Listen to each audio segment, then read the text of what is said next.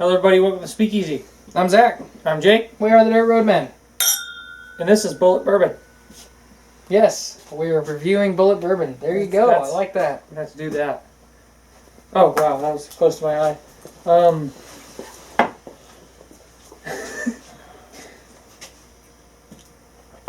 So, Bulleit Bourbon. Ooh. It's good, I know. Apparently Deaf Seth likes Gentleman Jack. So Tom Bulleit began distilling his version of an old family recipe in 1987. In 1997, Seagram's bought the name from Tom and began distilling it in Lawrenceburg, Kentucky. It was widely introduced into U.S. markets in '99, and then introduced in Australia, the UK, and Germany in 2000. Diageo, whatever, bought some of Seagram's assets, including Bulleit, which at the time was being produced by its subsidiary Kirin Brewing Company.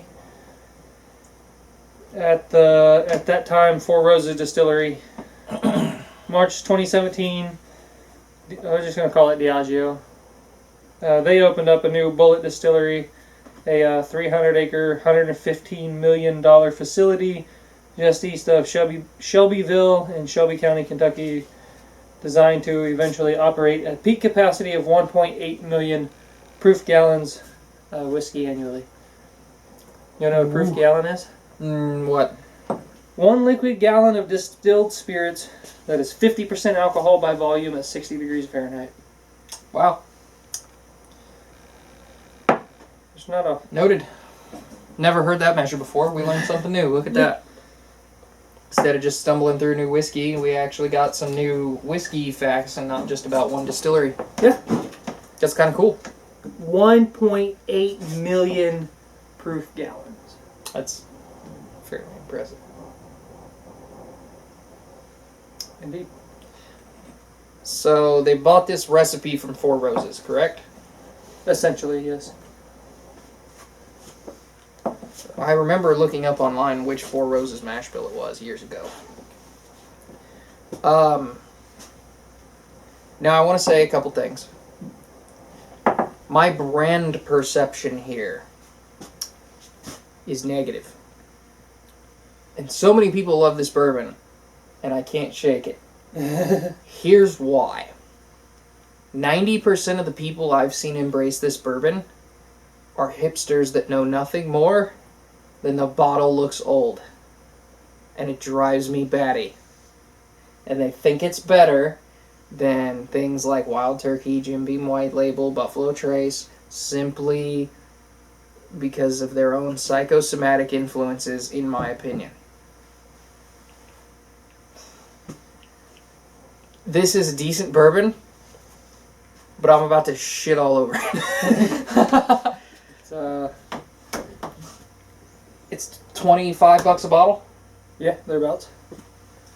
Let me name you 5 other things I would buy for $25 a bottle. I hope Bulleit never sees this. They're gonna fucking hate me. Alright. Fuck with the Wild Turkey 101, Jim Beam White Label, or any other Jim Beam is going to be less than that. Pretty much. Yeah. So you get to like the single barrel and some of the other stuff. Yeah, the single barrel though, it's not that much more. No. Jim Beam Black, stuff like that. Anyway, but I'm only counting that as 2. Larceny. Yes. I already said, I led with Wild Turkey, didn't I? Yeah. Wild Turkey 81. Maybe not the 81. I got so bulled up because I feel bad that I'm doing this, but I'm leading with this because then I'm going to say good things about it. Rebel Yell. Okay. And there's another bourbon that we've had that's cheaper that I... Oh, Buffalo Trace. That's the other one I was looking for. Yes. And Buffalo Trace is another one that I haven't shown as much love because I think it's overrated. Yeah, it is. It is a good, solid, staple bourbon, yes. But it's not the most fantastic thing in the world. Now that I've laid all that down, this is a good middle-of-the-road classic bourbon. Mm-hmm. Which is basically what you just said, but that's where I was going. Well, I was saying that about Buffalo Trace. Oh, gotcha. Also the same about this. Yeah, it's got the apple notes. It's got some caramel notes. Now, I will say it's a little light on the nose.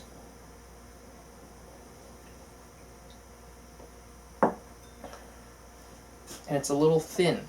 But it has a nice pop of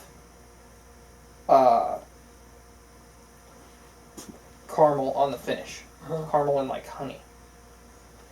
That I really enjoy. And so there's a lot of those candy apple notes in here. There's nothing that I can pick out that would really differentiate it from other bourbons. But it is also not a punch-you-in-the-face bourbon. I just feel like I want a little bit of a higher proof from these guys. Are they at 40? 45. Wow. One thing I really do like about this is for people on diets wanting to watch your weight, they do have a serving size and calories on the back. Which is actually required, I think, now in Europe. Oh, okay. 110 calories. The last 3 bottles of European whiskey that I've got had calories on it. Let's see, there are 17 servings per container, and 1.5 ounces per serving. Yep. So, yeah, standard shot. Now, I know I led by like crapping all over this because I really. The reason I get gun shy at this guy is the brand perception on Wild Turkey 101 is bad, and the brand perception on this is good. And I don't think this deserves to be in the same class as Wild Turkey 101. Yeah. Not even close. No. This is better than. It's better than Henry McKenna. And it's better than Gentleman Jack. In the Kentucky Tavern.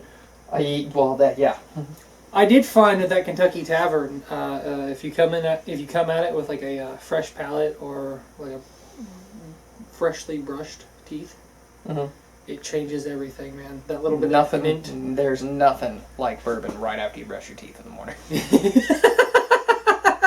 Jesus, man.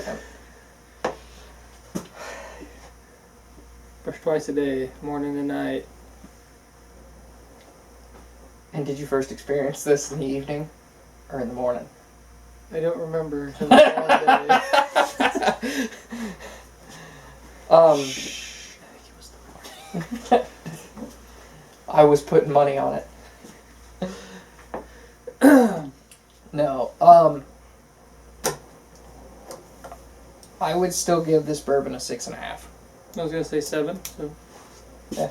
I wanted to give it a 7, and I was like, I don't know if I would give it a 7 though, or if I'm just doing that because I feel bad for shitting all over them a second ago. Oh, no, I don't feel bad for shitting on anything. It's a good, solid middle of the road bourbon. Yeah. Better than Henry McKenna. Personal preference. That's a fact. Yeah. I think I like this better than the. Definitely like it better than the Gentleman Jack, and it's up there with the Jim Beam White Label. That's how I feel about it. It's Jim Beam White Label, but $10 more. Yeah. That's how I feel like it tastes. What I feel like it tastes like. Yeah, so much. I'll go ahead and roll with the 7, just so we don't have to do this 6.75 BS. So, Bulleit Bourbon, solid 7 from us. If you work with Bulleit, somehow stumbled your way onto this video, I apologize for leading in by crapping on you. Make better whiskey. Till we see you again, I'm Zach. And I'm Jake. We are the Dirt Road Men.